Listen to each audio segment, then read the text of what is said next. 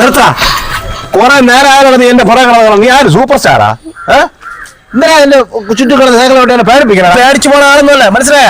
നിന്നെ പോലെ നരം ചേർക്കണം കണ്ടത് എന്താ നിന്റെ ഭാവം ചുറ്റും കിടന്ന് സൈക്കിളോട്ട് അവിടെ കിടക്കാൻ? ഒന്നാമത് തലച്ചുറ്റിന് അസുഖമുള്ള ഒരാളാണ് എന്നെ. ഞാൻ ഇപ്പൊ തലറായി തത്താലെ ഇന്നാളെ എന്റെ സൈക്കിളിന്റെ കാറ്റ് തുറന്നിട്ട് അതിനാ ക്ഷമിച്ച്. നാളെ ഞാൻ എന്റെ സൈക്കിൾ പോസ്റ്റിന്റെ മുട്ടി വെച്ചോണ്ടിരുന്നപ്പോ മാമ എന്റെ വണ്ടിയിൽ മൂത്രം ഒഴിച്ച്.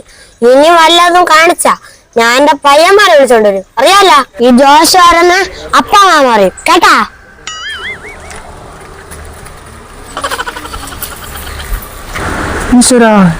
ഇതൊക്കെ എപ്പോ? ഓ ഇന്നലെ എന്റെ അച്ഛൻ എന്റെ ലുങ്കിയൊക്കെ എടുത്തിട്ടുകൊണ്ട് പോയപ്പോഴേ ഞാൻ വിചാരിച്ചു അയാൾക്ക് ഈ പോസ്റ്റ് മൂത്രം ഒഴിക്കുന്ന ശീലം ഉണ്ടായിരുന്നു. ഈ ചെറുക്കാൻ പോസ്റ്റിന്റെ സൈക്കിൾ കൊണ്ടുവച്ച് അതിന് മൂത്രം അയക്കാം. കാറ്റപ്പോ തുറന്നു വിട്ട് വരണതെല്ലാം യാണി വെച്ച് എന്റെ മണ്ടനാണല്ലോ ഭഗവാന്. പനി കാരണം എന്ത് ചെയ്യുമോ? പിന്നെ ആശുപത്രി ഹെൽത്ത് സെന്റർ ഇപ്പൊ പ്രൈവറ്റ് ആശുപത്രിക്കാരന്മാരൊക്കെ ക്വാളിയല്ല. മഴ അഴുത്ത മഴയും കൂടെ ഒക്കെ മഴയും. ഇവിടെ ഈ ചന്ദ്രദാസന്റെ വീട് എവിടെയാണ്? ചന്ദ്രദാസ് എന്ന് പറയുമ്പോൾ ഇവിടെ 2-3 ചന്ദ്രദാസ് ഉണ്ട്.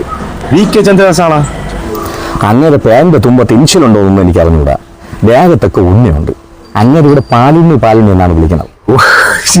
ഇത് നേരത്തെ പറയണ്ട. അല്ല ഈ ചന്ദ്രദാസ് എന്നൊക്കെ പറഞ്ഞാൽ വലിയ പരിക്ക്. പാലുണ്ണി എന്ന് പറഞ്ഞാൽ എളുപ്പം ഞാൻ പറഞ്ഞത്. അത് വീട് നമ്മളെ ഇവിടെ താങ്ങുമ്പോൾ അവിടെ ഒരു CSC പള്ളി ഉണ്ട്.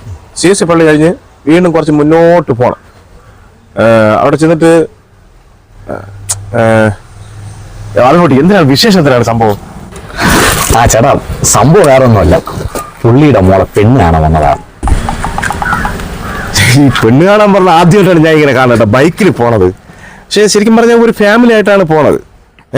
അയ്യേ ഇത് എന്തായാലും നിങ്ങള് നല്ല പയ്യനാണെന്ന് തോന്നുന്നു. കാരണം ഒറ്റയ്ക്കൊക്കെ പോയി കാണുമ്പോൾ അത് കൊള്ളാം കേട്ടോ. എന്തായാലും സമ്മതിച്ചു.